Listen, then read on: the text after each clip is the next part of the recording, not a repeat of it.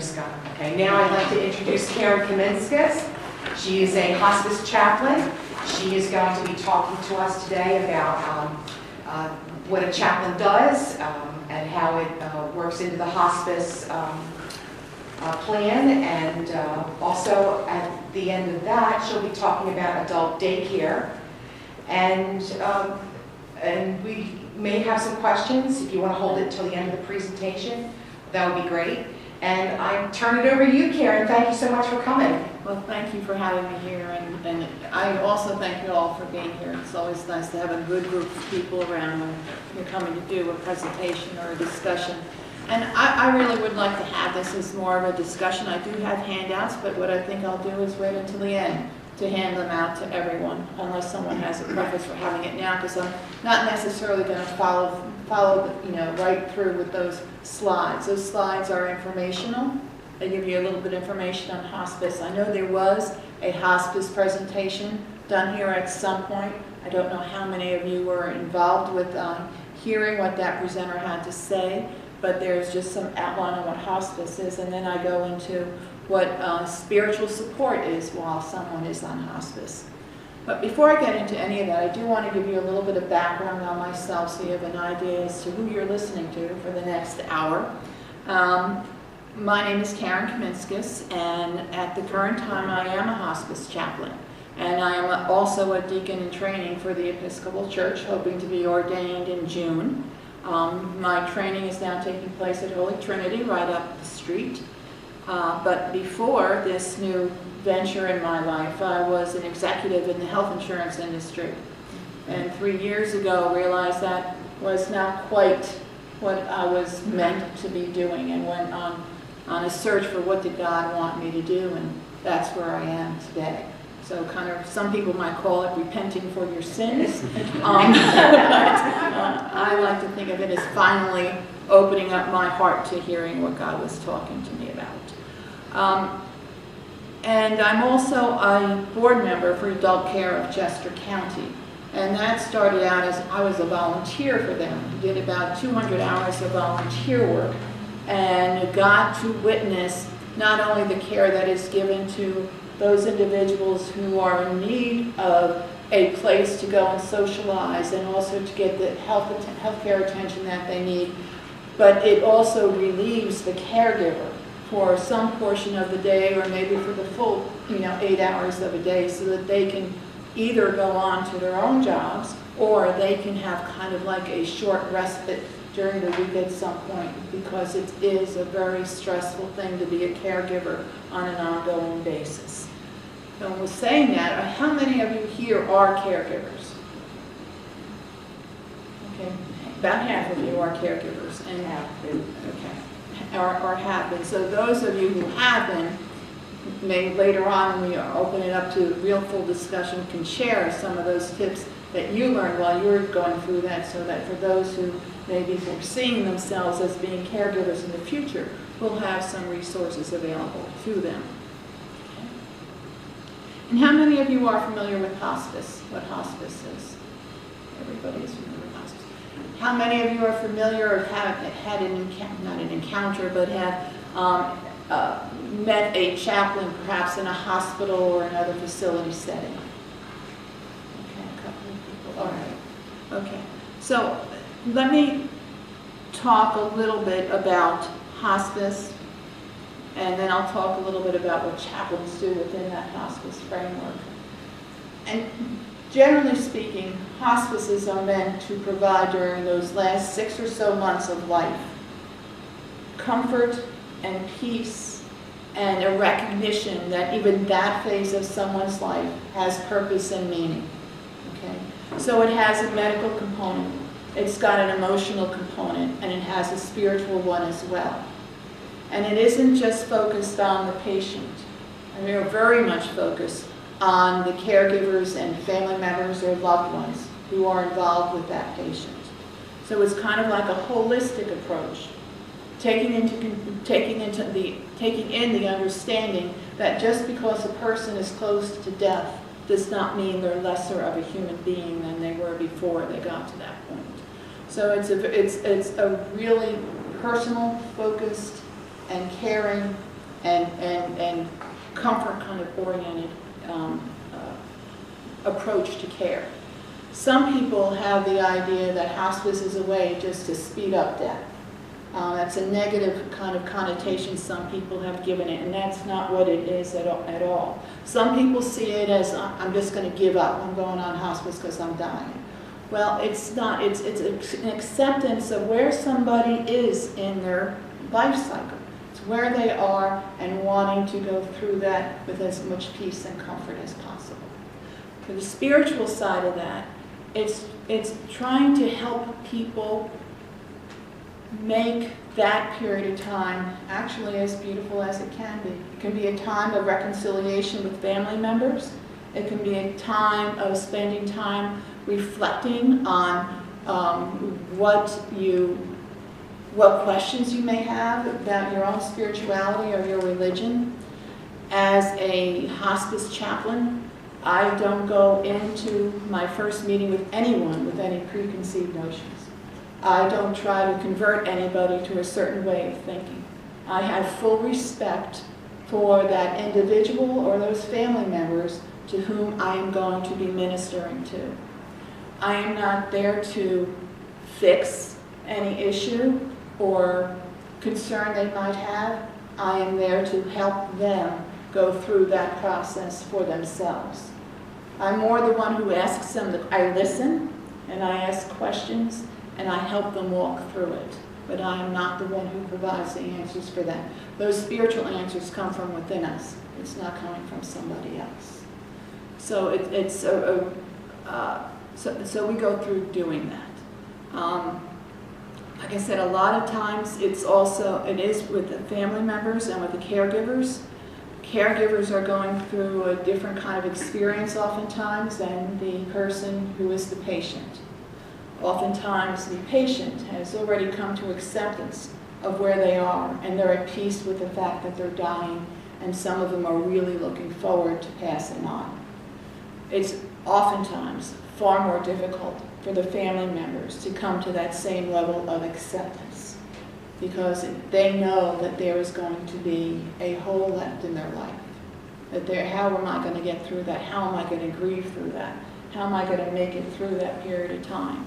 And part of the hospice care that is provided is staying with those bereaved family members and loved ones through the next 12, 13 months after the death of the patient.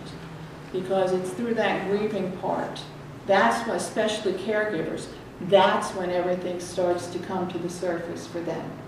During that period of time when the patient is alive, that caregiver is so focused on what that patient needs and caring for that patient and loving that patient, and that's their purpose in life, is that individual.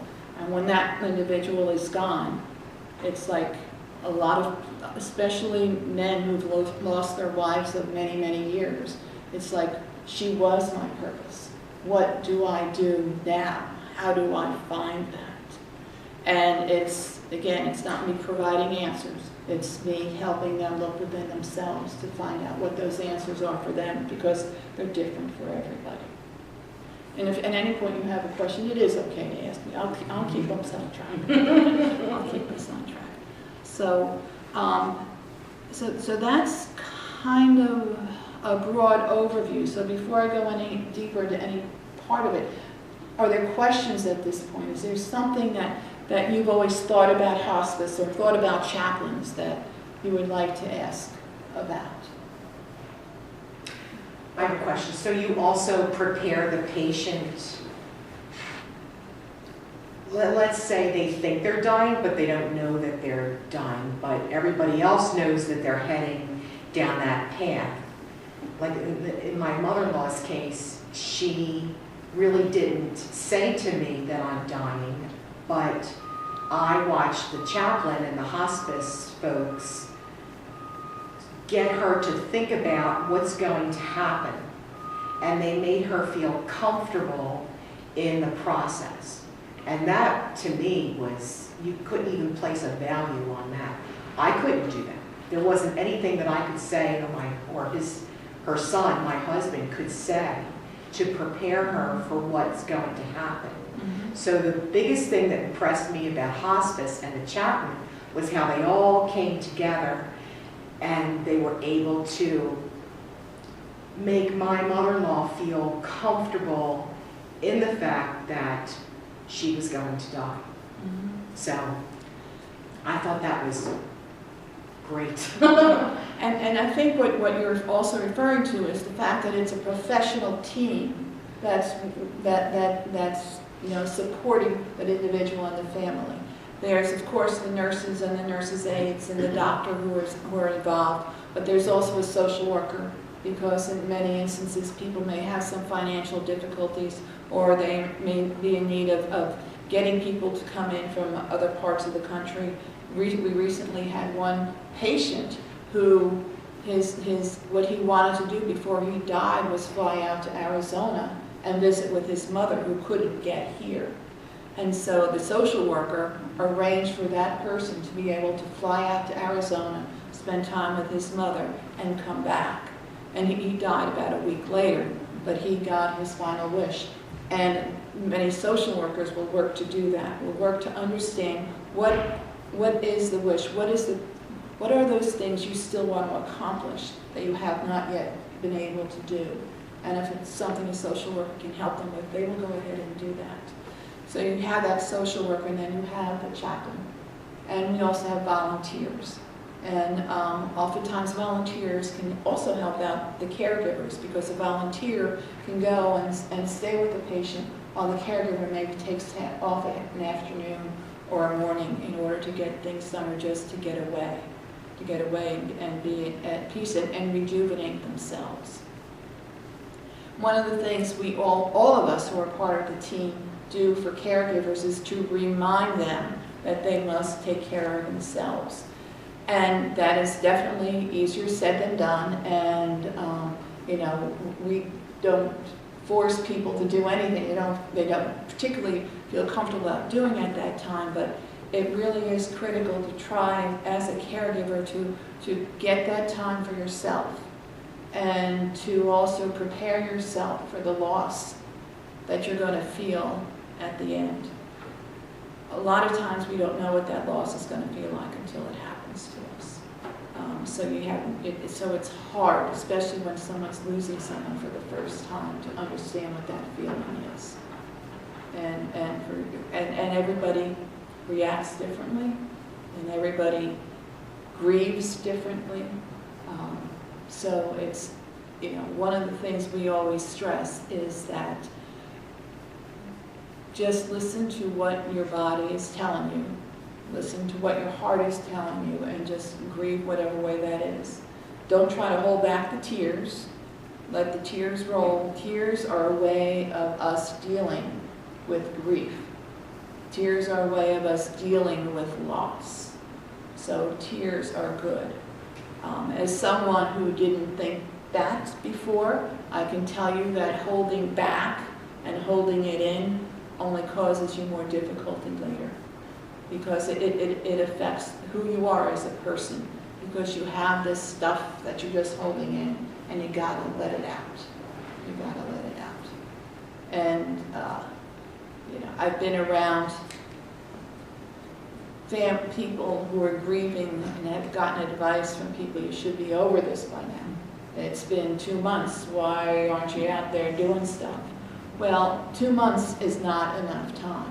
2 months, in 2 months you're probably just beginning to realize, oh my God, my life really is changed forever. And how am I going to deal with that? And so you go through that whole thing. There's a whole grieving process, and there's a number of steps in those. They're not chronological by any means, and each one of us deals with each one of those stages differently. So as a hospice chaplain, it is part of my role to be there with you, to be available by phone, to come out and visit, to sit with you. I mean, even if it's just you don't want anybody to talk to you, you're not asking anybody to give you answers, you just don't want to be alone. And so sometimes that's what a hospice chaplain does. It's a ministry very much of listening and very much of compassion. Are you based in a hospital or at a church? How do folks reach you? I am personally an employee of Brandywine River Valley Home Health and Hospice. Our office is in Oxford, but we serve all of Chester County. And as a deacon in training, I provide pastoral care to our parishioners of the Holy Trinity as well. One of the things I wanted to tell the group, and I'm taking up time here, I'm sorry. We had a very rewarding experience with the hospice folks, with my mother-in-law, and one of the things that was very helpful was that if the nurses weren't taking care of my mother-in-law the way we thought they should have, and sometimes they don't. I mean, in a perfect world, you know, you wouldn't be thinking about this, but the nurses have maybe 7 to 10 patients each. Sometimes there aren't enough nurses around. So when my mother-in-law started to get, she was starting to develop a bed sore like in her back, and the hospice, we told the hospice folks, and the hospice people went to the nurses and said, this is not right. She needs to have an inflatable mattress that can be heated if she's chilly. So by that afternoon, if we saw her in the morning or if we saw her the night before, the next day, she had that mattress. And her feet, her heels of her feet were hurting, and she had the next day or in a few hours these inflatable pillows that Velcro on the bottom of her feet to keep them comfortable. So if the nursing folks weren't doing what you thought they should be doing, we went right to the hospice people and they made it happen. Now, made it happen. Was your mom in a facility? Yes. Okay. And that's another thing to point out is hospice can be provided to an individual, whether they're at home, they can be in an inpatient facility like what's the one I just mentioned earlier that's up with Chester County Hospital? Neighborhood, yeah. Neighborhood has a facility right there, an inpatient facility, or it could be in a nursing home or assisted living. Hospice is not necessarily one particular location. Hospice is where the patient is who's receiving hospice care. And when they are in a facility, the hospice team works with the facility team to make sure that that individual is getting the care that they need, not only when the hospice team is there, but when they're not there as well. And there are at least monthly care plan meetings that are had between the hospice team and the facility team to go over, and usually there's a family member present from the patient. And we work together to go over what's been happening, and that gives a forum for the family member to say, hey, I noticed this, and this I'm not liking the way this is happening. And or sometimes we go through discussions about, when you're on hospice, that means do not resuscitate. That means don't go through any, heroic efforts if someone is beginning to stop breathing. It's not to, start giving them compressions on their chest or taking them over to the hospital to have them.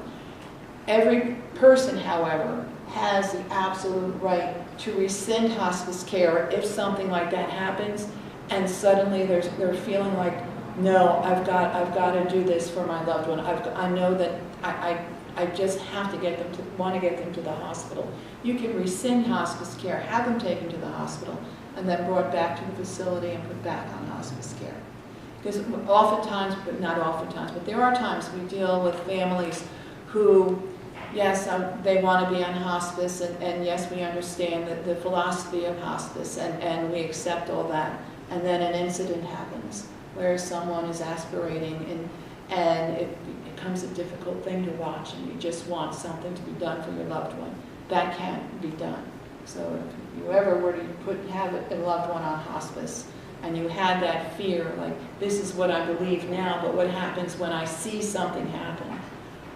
It's not irrevocable. is what I'm trying to say. Okay.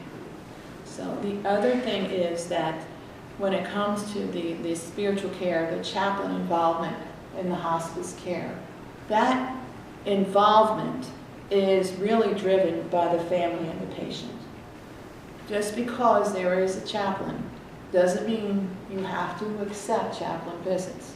I would like to think that you would, but I understand that there are situations where people just feel uncomfortable.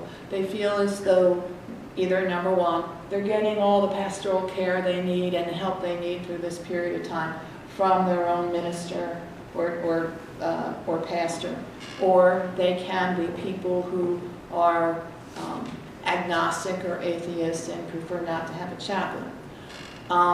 As someone who has spent about 20 years of her life as an agnostic, I understand what that thought process is. The only thing I try to explain to people is, again, as a chaplain, I'm not a representative of any one specific faith. I am there to minister to people of all faiths and no faith. It is my responsibility as a hospice chaplain to understand where you are, or the patient is spiritually, and to get myself to where you are and to walk alongside of you. It is not to bring you to where I am. And so that requires someone to be open, that requires someone to be compassionate. It also requires someone to have a good level of confidentiality, because sometimes family members, especially, or even a patient, they may have something they want to talk about that they just don't feel comfortable talking about with their family. And sharing that with somebody who they really don't know that well at all. Sometimes just letting it out can help them in coming to peace and being at peace and being comfortable as they die. And that is, and if they say they don't want that shared, then I do not share that. I do not share that. I will say, is that something you want your family to know? Would you like me to present it to them?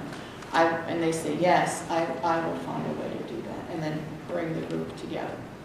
But you know, it is not, again, it's not my role to change anybody. It is not my, it's just to help, to be there to walk alongside as they go through that spiritual journey. And you know, it's interesting because, and I have no idea what the faith background is of anybody here, but atheists who I have ministered to are actually some of the most spiritual people I've come across, because they get their inner strength when they go through difficult times. They go into nature. They go into, it's kind of like, you know, the Native American faith, where you go out and you see how nature works, and you see how you as an individual is incorporated into that whole system of nature, and they get peace from that. And as a Christian, in my mind, what that says to me, God created nature, nature is God, and you know, that's, I can understand that. I do not say that to them because, again, I respect whatever their beliefs are, whatever their, you know, their spirituality is, because that's who they are. That's how they were created, and I am not going to change that. So, you know, so that's what I have to say about hospice and hospice chaplains. But more than happy, before I start talking about adult daycare, if there's anything I can answer, explain further, help you understand. So, go ahead. I've never had any experience with this, but hospice at your house versus hospice in a medical facility, whose call is that? I mean, if the patient really wants to go home, is there any times when that's not a good decision to do that? There aren't too many times where it is not a good decision. Many people want to die in the comfort of their own home. And when you go on hospice, you're not looking to try to sustain life and keep life going and trying to find a cure. You're looking more to provide comfort and care about, you know, those basic needs that individuals have. So I have not yet come across a situation where being at home wouldn't work for someone. The one thing that is necessary is for there to be somewhat available 24 hours a day. So if someone wanted to die at home, but they had no one at home, or they just had one, their spouse who might be, 80 years old, who just couldn't possibly do it at all, we would try to find ways to provide home health aides or find, other paid caregivers to come in and support them so then that can happen. Sometimes that might not be possible. So, I've had homeless people who were on hospice who were in the hospital because there was no place for them to go. My loved one's doctor,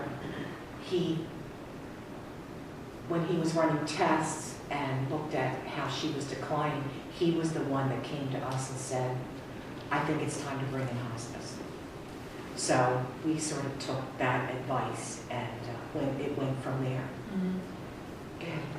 Is that normally how it works, like your doctor recommends that you go on hospice? I mean, or do you have to reach a certain period where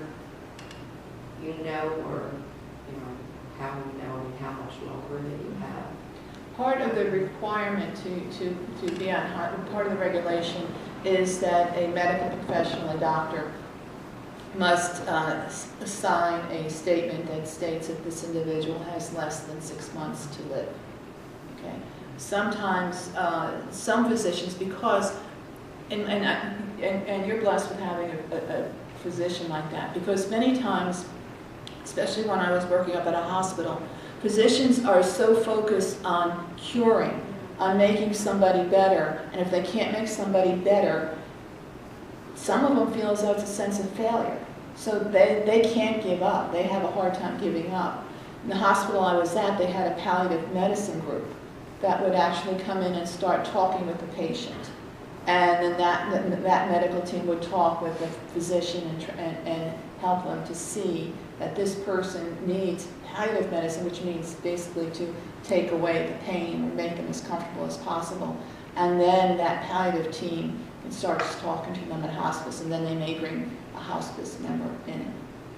Oftentimes in a hospital setting, when those kind of conversations do take place, a chaplain will be called in to be there in the conversation, so that if there are spiritual concerns on the part of the family or the patient, if the patient's alert enough to be able to be a part of that conversation, which is usually the best situation, then that chaplain is there to see what information they can provide to help the individuals make the decision they need to.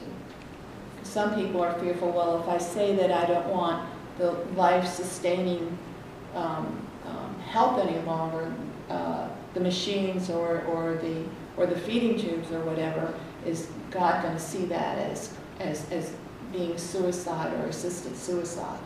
And it's not, but sometimes that's one of the times when there's a question when, I might say, well, how do you see that? But then I would come back and say, my personal opinion is that, no, God does not see that as suicide. God sees that as accepting your path of life. Suicide is when you would intentionally do, this is just taking away those things that are helping you to sustain a life that is really ready to pass. Having worked in the insurance industry, how's hospice funded? Hospice, on Medicare, hospice is funded 100%. Almost every single expense that you can have on hospice is covered. Commercial carriers will, and this is why I wish I did this work before I was a person responsible for product development and pricing, but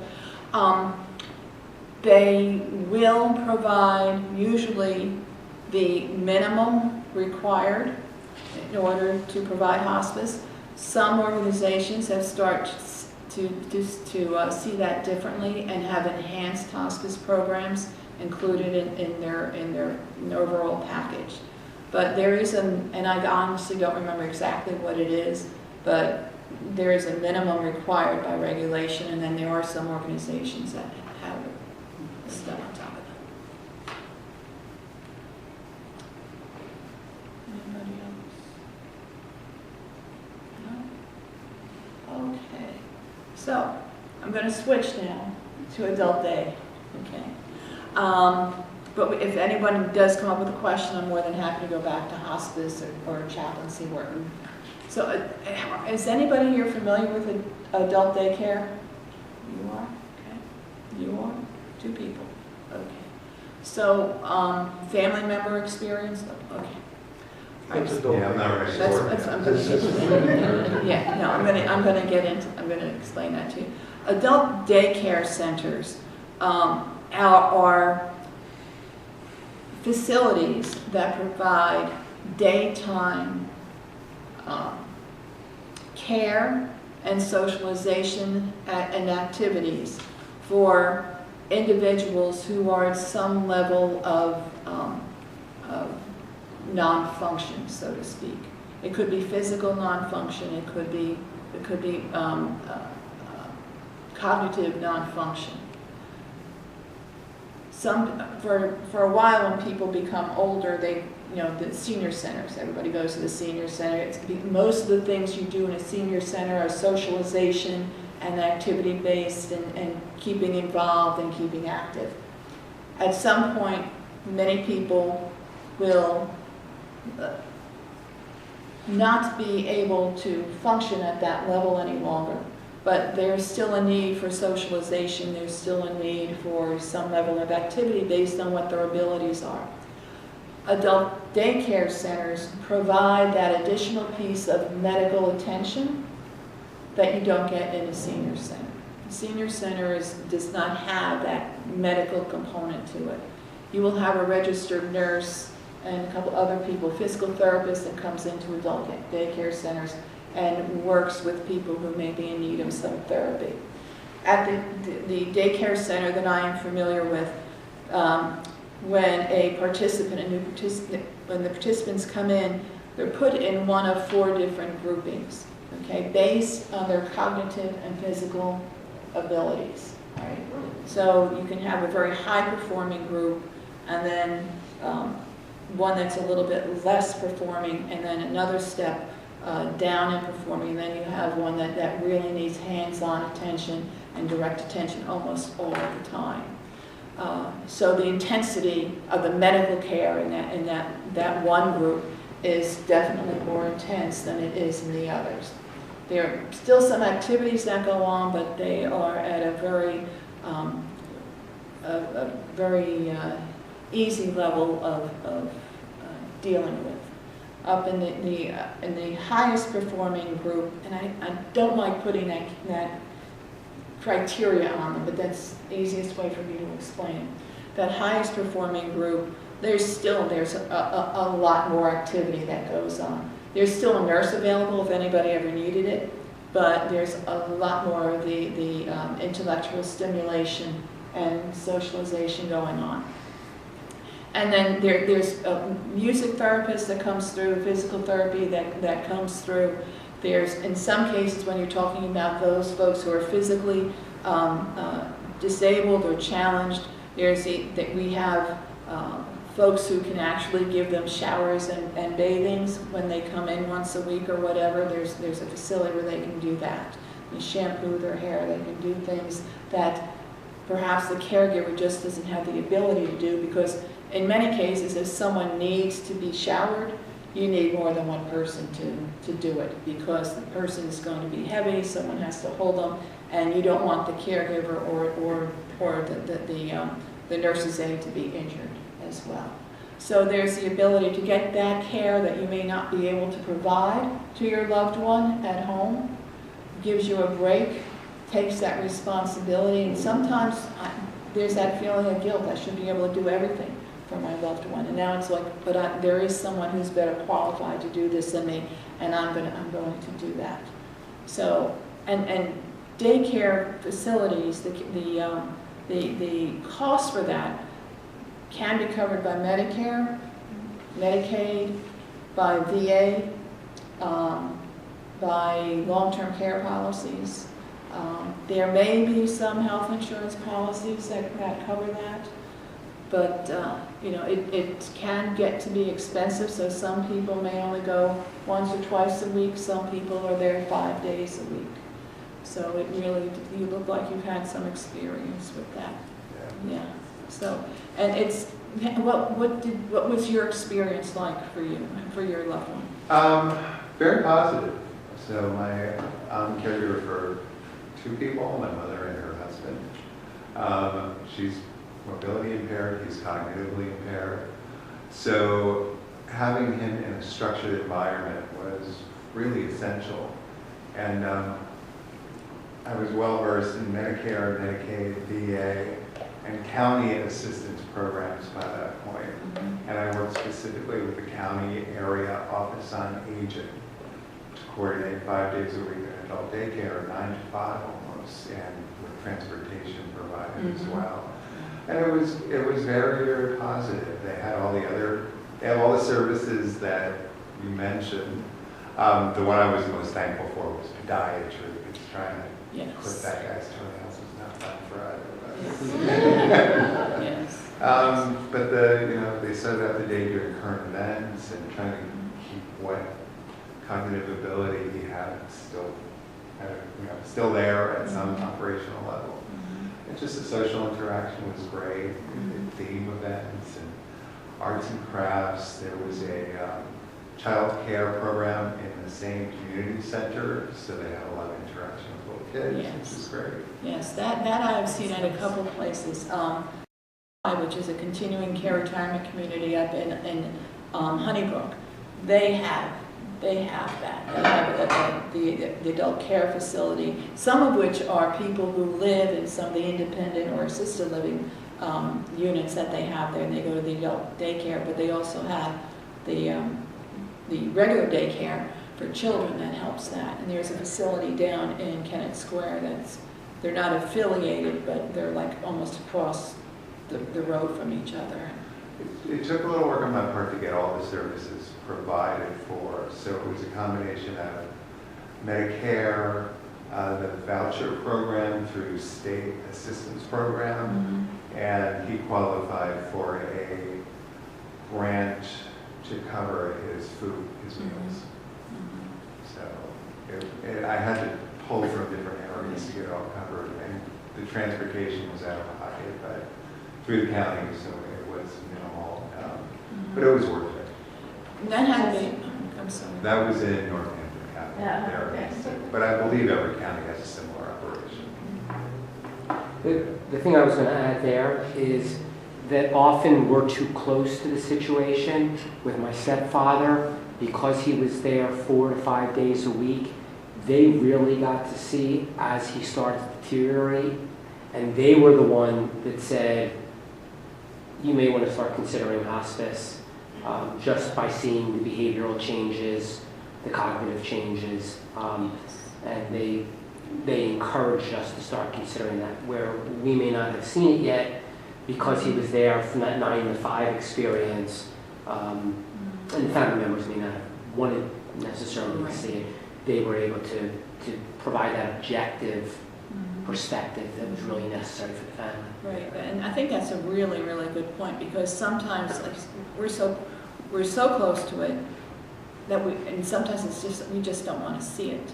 We don't want to see it. We don't want to be the ones to say that my mother, my father, my spouse is dying.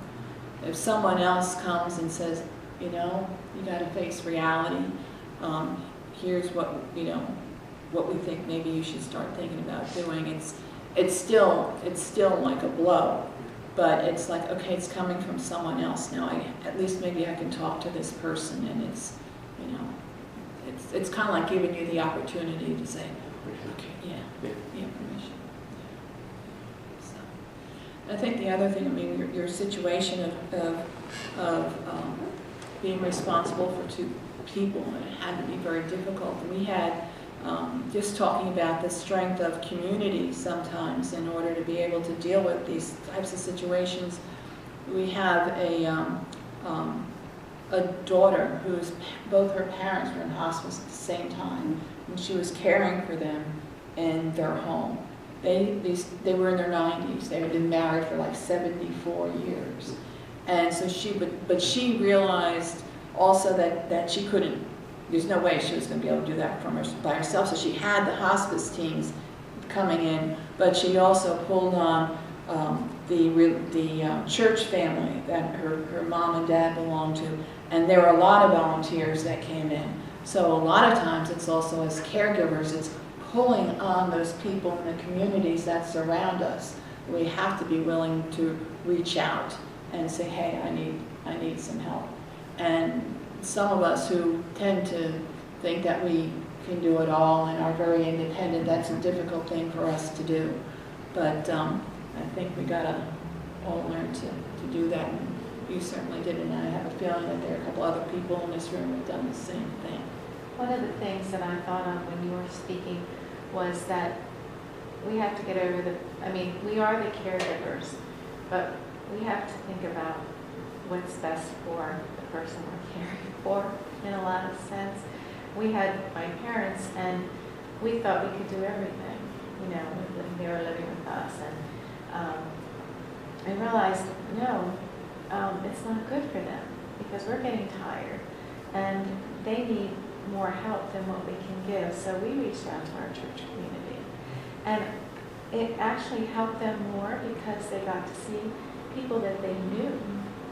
Their friends were coming to help, and then that wasn't scary to them because they already had a relationship with some of those people, and it was like, oh, a friend, is coming, and they just visited. But it took it off of us, but it also was the best thing for them. Absolutely. That's a really good point. Anything else? I think this. How long can you be in daycare till?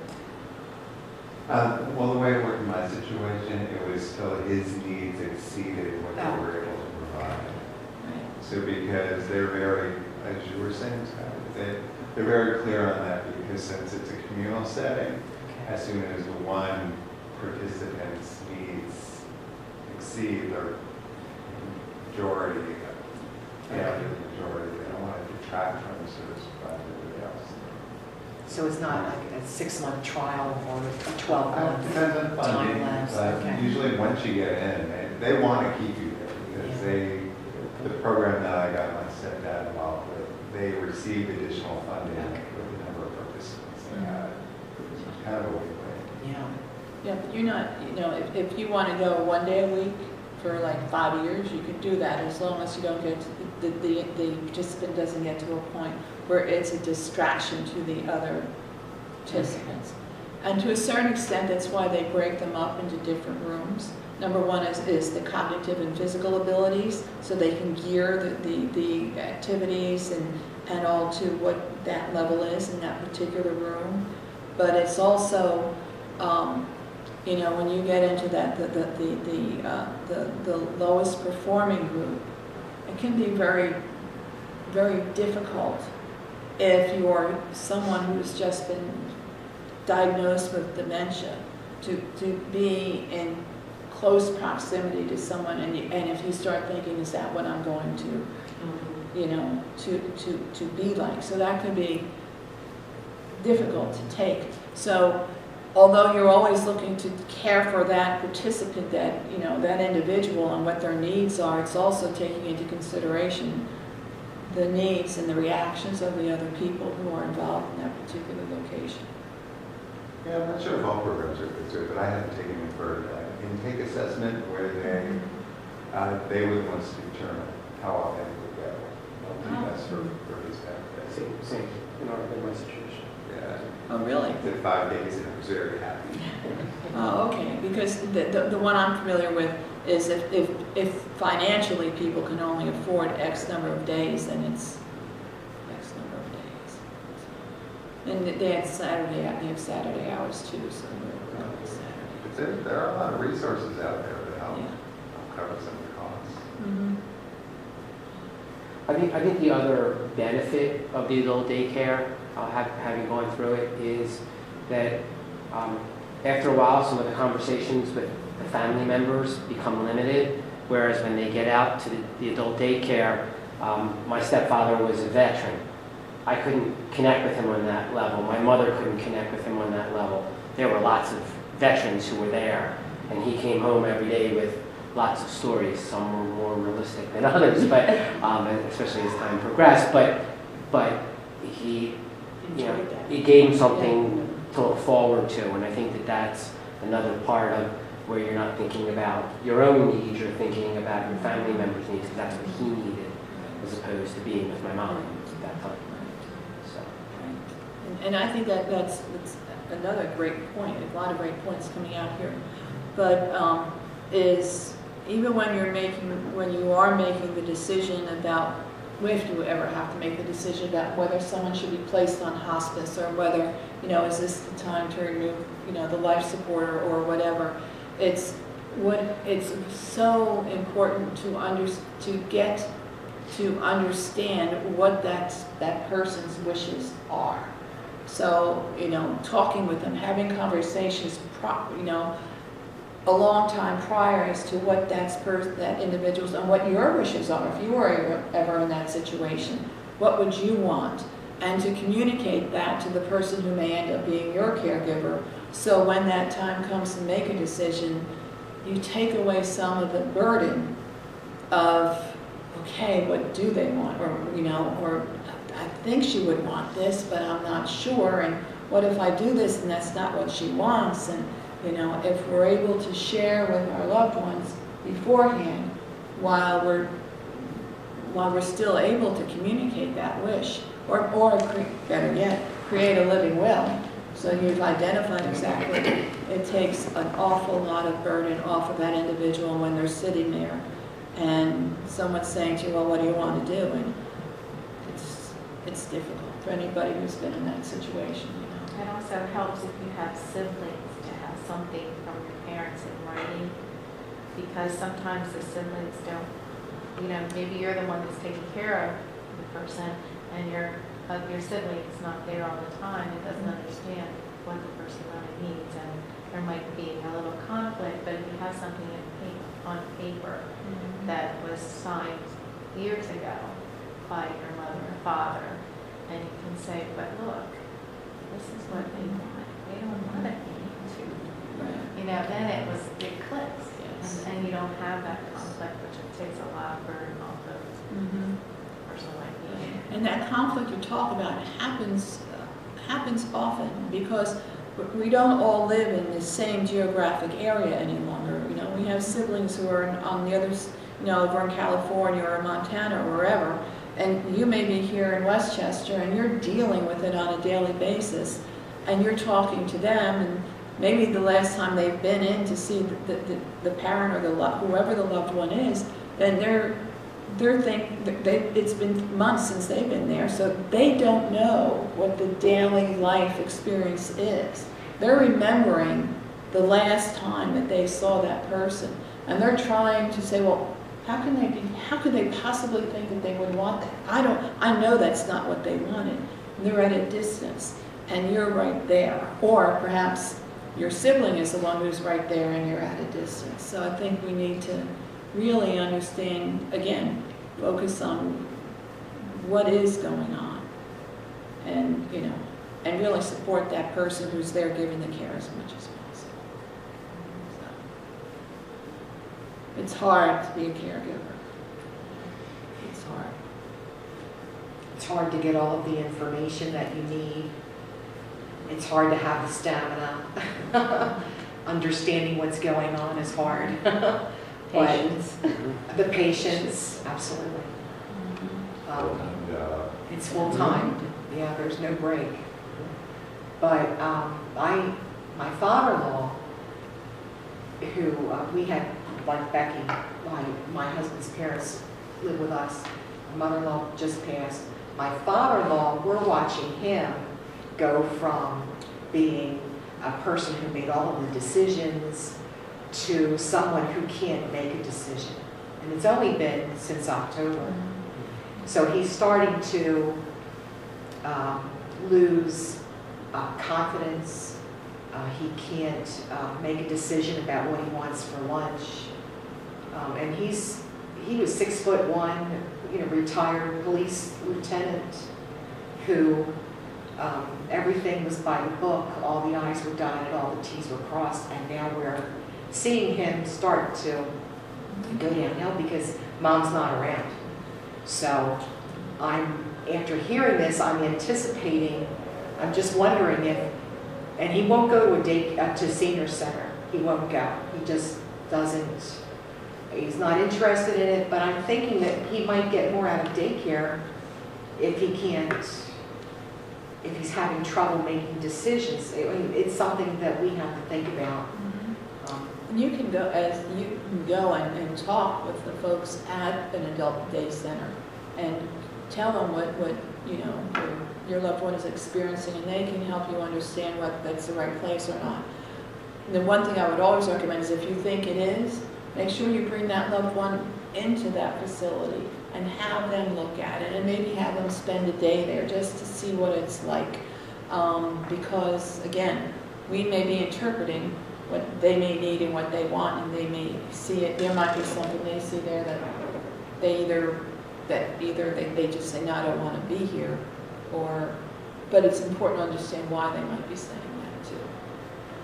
And a lot of them have like open houses or events where it's not like, okay, you're going to go in for the day, you know, you're going to get, it's like, okay, they're going to have food.